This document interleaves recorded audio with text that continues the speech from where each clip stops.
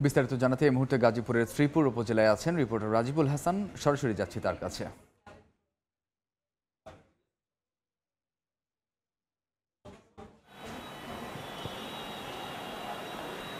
এখন মূলত কেন্দ্রগুলো আইনশৃঙ্খলা বাহিনীর সদস্যদের দখলে রয়েছে, অর্থাৎ যেসব কেন্দ্র আমি যেখানে রয়েছি গাজীপুরের শ্রীপুর উপজেলা পরিষদে আগামীকাল সকালে যে ভোট গ্রহণ হবে সেই ভোট গ্রহণের পূর্বের যে প্রস্তুতি কিংবা ভোট গ্রহণ যেভাবে হবে সেই প্রস্তুতিমূলক সকল ব্যবস্থা কিন্তু সম্পন্ন করা হয়েছে। কেন্দ্রগুলো আইনশৃঙ্খলা বাহিনীর সদস্যদের দখলে রয়েছে। বিশেষ করে এখন ভোট গ্রহণ যেখানে হবে সেই বুথ তৈরি করা হচ্ছে এবং যেসব সরঞ্জাম নিয়ে আসা হয়েছে সেই সকল সরঞ্জাম কিন্তু এখন এখানে রাখা হয়েছে। মূলত ব্যালট ছাড়া সকল সরঞ্জাম কেন্দ্রে কেন্দ্রে পৌঁছে গিয়েছে এবং সেই কেন্দ্রগুলো যেসব কেন্দ্রে পৌঁছেছে সবগুলো কেন্দ্রেই মূলত যেসব সরঞ্জাম এসেছে সেগুলো চেক করে বারবার দেখা হচ্ছে। একটু বলে রাখছি যে অযাচিত কোনো মানুষ কিংবা যানবাহন কেন্দ্রের আশপাশে সেখান দিয়েও কিন্তু ঘোরাফেরা করতে দিচ্ছেন আইনশৃঙ্খলা বাহিনীর সদস্যরা এবং তাদের ব্যাপক উপস্থিতি আমরা লক্ষ্য করেছি। যে 148টি ভোট কেন্দ্র রয়েছে সেই সকল কেন্দ্রগুলোতে কিন্তু একই রকম দৃশ্য এবং ভেতরের যে পরিবেশ আমরা লক্ষ্য করেছি যেখানে ভোটাররা তাদের ভোটাধিকার প্রয়োগ করবে সেই সকল জায়গায় মূলত কালো কাপড় কিংবা সাদা কাপড় দিয়ে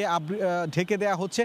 যে গোপন কক্ষ সেই গোপন কক্ষ তৈরি করা হচ্ছে এবং বাইরে যেখানে আসলে লাইন হওয়ার কথা হচ্ছে ভোটাররা যেখানে দাঁড়াবে সেখানে আসলে রশি দিয়ে লাইন করার চেষ্টা করা হচ্ছে এবং যে ধরনের প্রস্তুতি মূলত থাকার কথা সেগুলো একে একে নেওয়া হচ্ছে এবং রাতভর তারা কিন্তু এখানে এক ধরনের পাহারায় থাকবে এবং কোনো ধরনের অপ্রীতিকর ঘটনার সংবাদ এখন পর্যন্ত আমরা যে উপজেলায় রয়েছি সেখানে নেই।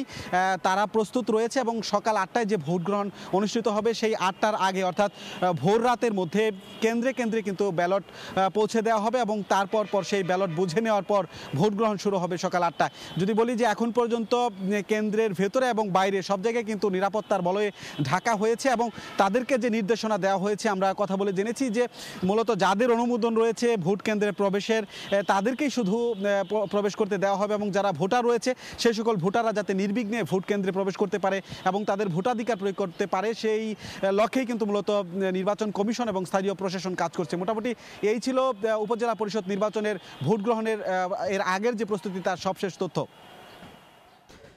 আমরা তখন সরাসরি ছিলাম গাজীপুরে।